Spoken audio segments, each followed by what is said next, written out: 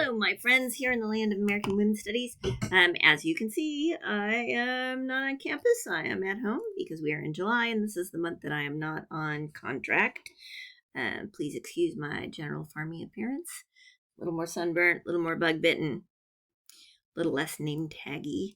Here's what we have going on this week. We are rolling into week 8, which is the final regular week of class.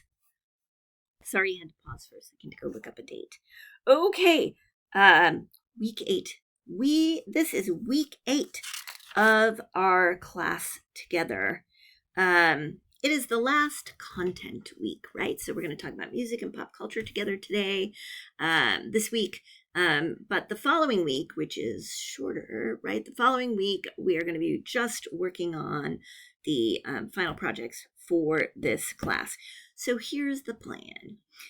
This week is a regular week, all the usual stuff. There's 2 discussions. You're going to do something to share. You'll need to do your, couple of sentences about each of the things you read or watch, in the things to read or watch folder. Regular amount of work, hopefully a little more fun because you'll get to thinking, right about pop culture and music, which most people generally enjoy, and the experience of women in those fields. Also open now is the final folder of work for the class. This class ends on the, good Lord, where is that? Let me see if I can move my head. Yes. Okay, so the session ends on Thursday the 16th, and I would like you to have all your work in for that final folder no later than midnight on the 15th. That is a hard deadline. I do not take any work for any reason past midnight on the 15th, because I have to have final grades in the following day, right? Okay, all right. So you can go one of 2 paths here. You could go ahead and start working on the final stuff this week. That would be totally fine. Get it in early. I'm not promising that I'm going to grade it before next week. I am going to be completely caught up on your grading by the end of tomorrow. My house guest just left, so I have a little more time to get to that. So you could start early and get it all done. You could also be the person that's like, I got a lot going on. I'm taking a couple more classes. I got a family. I got to work. I'm going to wait and do it next week, Monday, Tuesday, Wednesday, when I have time to do just that. Either of those options are perfectly fine as long as you get in all of your work no later than midnight on the 15th. So here's what's going to happen in that final folder. And just, this particular video is mostly logistics here at the end of the class. Okay, the first thing is you'll have a reflexive journal. This is just 3 paragraphs. I want you to tell me about your experience of the class. What was meaningful for you. Give me some feedback, right?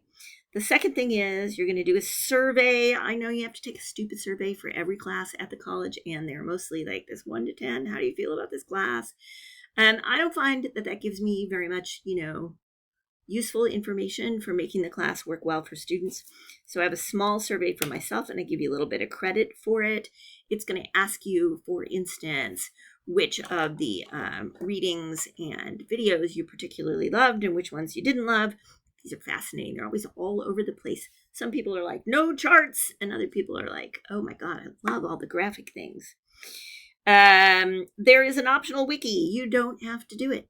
But if you do it, I'm going to give you 5 points on your lowest grade. That's not the historical project or the final project, right? That's not a ton in your overall grade, but if you're feeling kind of borderline, it might be a little helpful. And then finally is the final for this class, which is an essay test. I know this is not everybody's favorite, okay? But as a professor, I strongly feel that multiple choice tests only test whether you are able to memorize things on flashcards. And they don't really say anything about what you learned from the class and what you incorporated in your own worldview or pushed against, none of that stuff. So you do have an essay test here at the end. Let me tell you more about it. In order to see the directions and more information, you will have to push start this attempt, but it is not timed. You can push start this attempt like this whole 10, 11 days, before you actually finish and submit, and you will be just fine. So please push start this attempt so you can see the directions and check out the rubric, which is going to be very important for this assignment. All right, so I am looking at what did you learn instead of, oh my God, you couldn't memorize that or spell that thing that you memorized. Gotcha. I don't like that. I want to know what you thoughtfully connected to. I am very serious about what it says the rubric is going to measure. So I'm giving you 8 prompts. You get to pick 4 of them. You are going to have 4 short essays that are each worth 25 points. That's the total for the paper, right? So you do not have to write about all 8. If you won't get any extra credit for having done that. If you only pick 1 to write about, you are only going to get a maximum of 25 points on the exam, right? You have to write about 4 of the prompts, 4 short essays, each of which should be 3 strong paragraphs. Anything you write that's only a couple of sentences and really general is not going to get you the points that you want, right? You are welcome to write in this a bit about your own experience, but you need to support it using evidence from the things that you've read from class. You will need to write about at least 2 of the articles or videos assigned for class in each of these short essays. So for instance, you could write about, I don't know, your grandma's experience of banking and using money, but then you're going to support the points that she's making using some of the information from articles or videos we have read for this class. You must cite your work, author, and date. This means if you are using any statistics, dates, facts that are not common knowledge, or quotes, it must say author of article, year article came out, right? You may use no more than 1 quote in each of the short essays, which means your total paper, 4 short essays overall, can only have a total of 4 quotes. Please write your work in either Microsoft Word or in Google Docs so you have evidence to support the fact that you wrote it yourself. When you write your work in either one of those programs, it is tracking, kind of the time you spent on it, the changes that you made, all of that stuff. You will need to have that so you have some evidence of your process. If your paper throws up a bunch of red flags for me of being written by AI, then I will ask you to submit that evidence that you actually wrote the paper.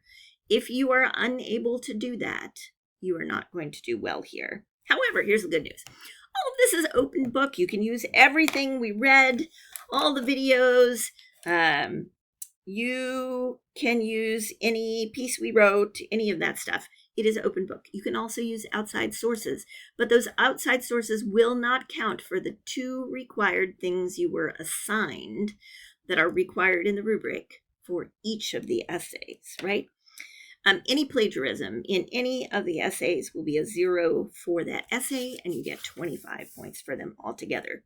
Please read the rubric so you know you're getting the points for all the things. Okay, now here's the thing. This is not a test that you can bang out in an hour. It is not a test that you want to leave until the last moment.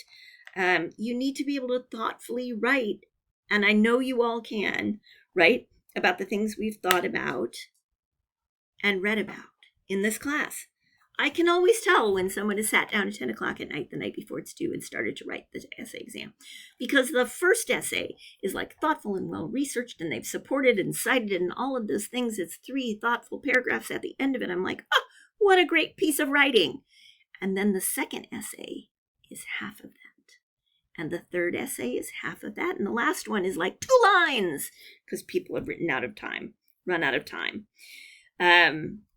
You should budget yourself about an hour for each of these, and you will have a much less sucky experience of it if you do them on multiple days, right?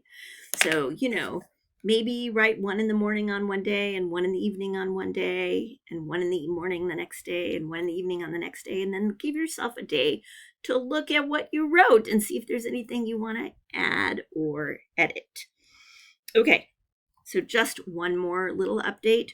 Remember, you need all the work 8 week, all the week 8 work. That's the work for this week, no later than Sunday the 12th, right? That's this coming Sunday. And then all of the final week work is due no later than Wednesday the 15th at midnight. And then just one more thing, remember, because I am technically not on contract in the summer, I check my email once a day. Usually, kind of early afternoon as it's starting to get stupidly hot outside and I can't work on the farm anymore. If you need a quick response on something, it's better for you to ask for it in enough time that I can see your message and get back to you and help. So even if you're not going to start the essay test this week, take a minute and look at it so you know what you're going to be doing, right? So if you have any questions, you can holler at me and I can holler back. All right, I'm recording this on Monday afternoon. I'm about to post it. Tuesday all day I'm going to be grading. I should be totally caught up for you all at that point. And then we will keep traveling on. I hope you had a great holiday weekend. See you.